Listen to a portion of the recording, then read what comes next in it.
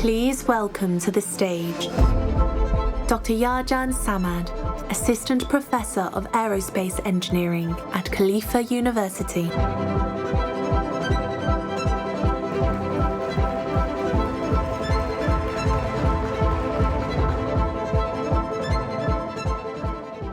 Hello, can you hear me well?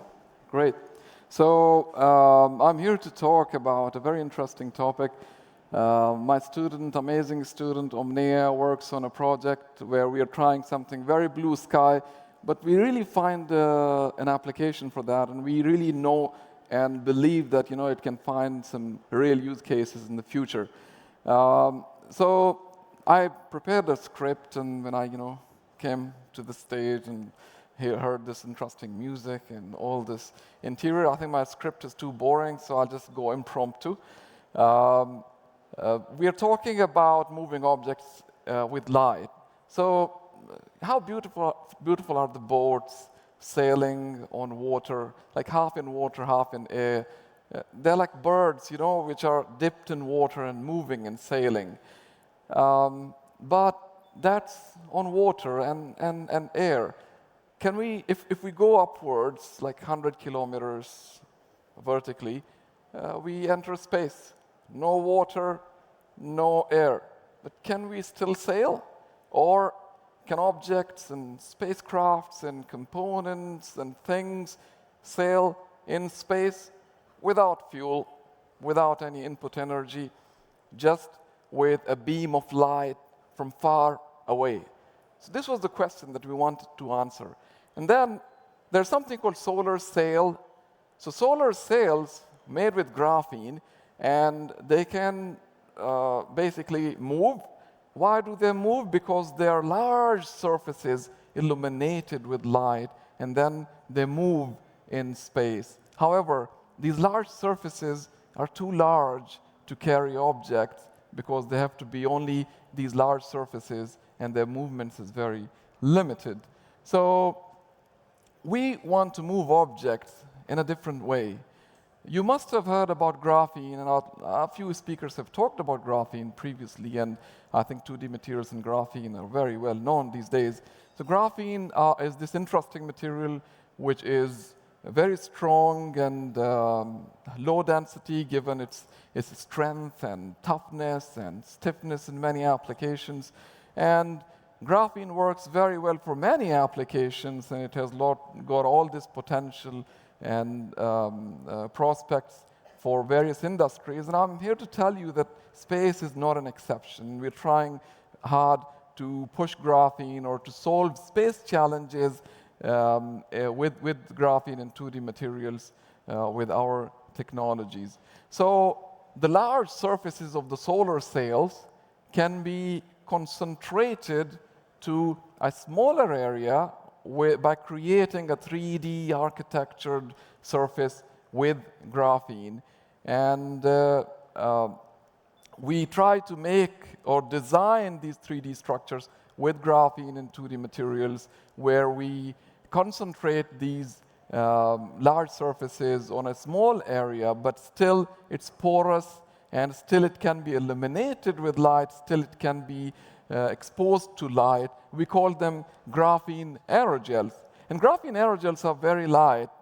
And in fact, in some cases, we can make them as light as air.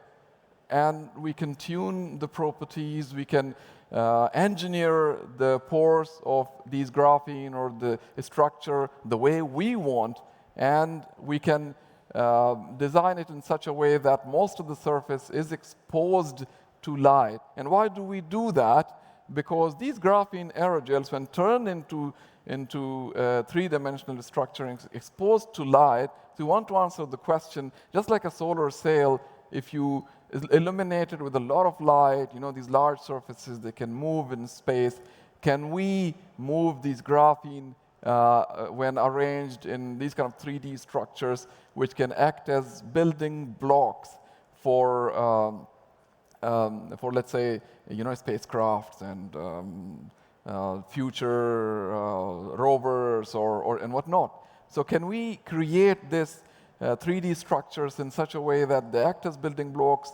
When they're exposed to light, they move and they propel, and then they solve this biggest issue of moving objects with fuel, moving objects with some input energy which we don't have in space, and with just illumination of light. Okay, so we do microstructural engineering.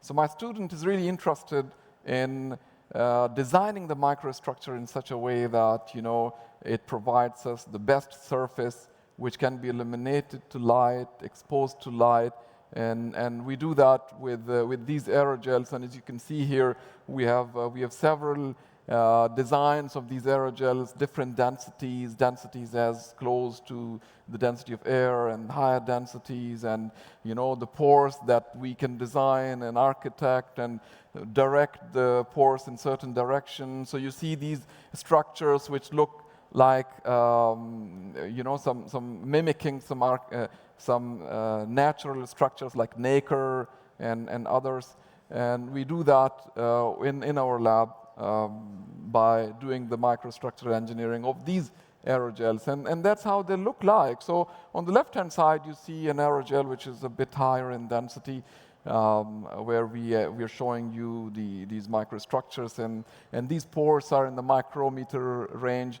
On the right side, you see a lot of transparency because that aerogel is basically just like air. You know, it's almost the density of air, but still it's monolithic, still it's freestanding, which means that you can use this as a building block to create structures and spacecrafts and whatnot for exploration. Now, of course, space has, you know, Carlo was giving a talk just in the other hall previously, and he was talking about the space environment. Now, space environment is the most hostile environment that you can imagine, that you can have.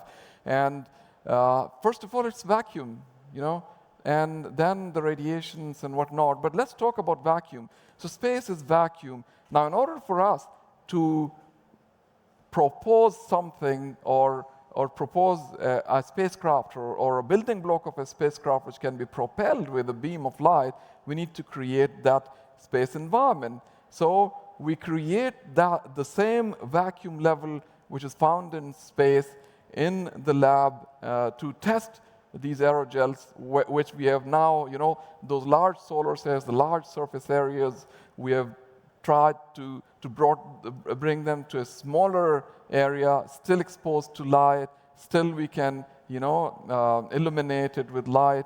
They can act as building blocks for all these spacecrafts and objects and whatnot, but can we, you know, mimic the environment that's in space and test them in real life, whether we can move them with light or not? So we create this vacuum environment, and boom, you have this aerogel which is moved by a very low-powered laser as low as a few milliwatts, and you strike these aerogels inside the vacuum, which is very close to the vacuum of in space. I mean, in space generally, you know, you find the vacuums. I think in the LEO you can find vacuum levels of 10⁻⁵.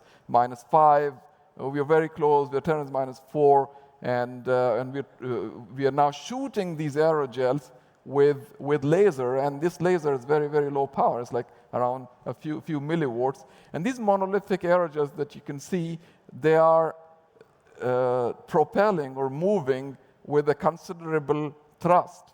And scientists like us all over the world, they are still finding answers for these large propulsion or large thrust produced in these light-illuminated objects.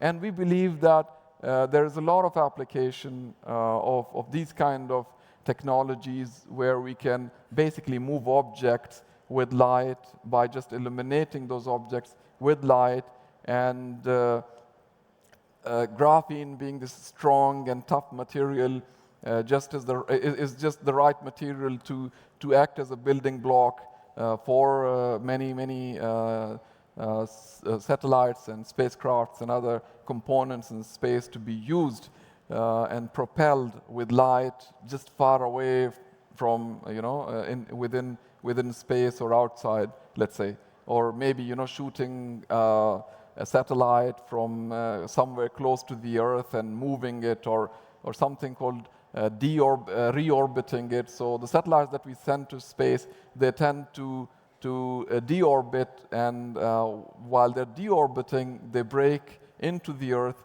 and when they break into the Earth, they create debris, and those debris, of course, are pollution in space, and which is a big problem these days. So let's say that if there is a satellite which is deorbiting, and you shoot it with a beam of light, and you can reorbit it back to its orbit, and you solve the problem of these satellite deorbiting, and many other things. I mean, the rovers on the moon, which last only for a few days generally, because of the issues, you know, and one of them being how can they be fueled. So if you have a rover which you can just with a beam of light, either from the sun or from other source, you can run it and move it, that will be a great solution.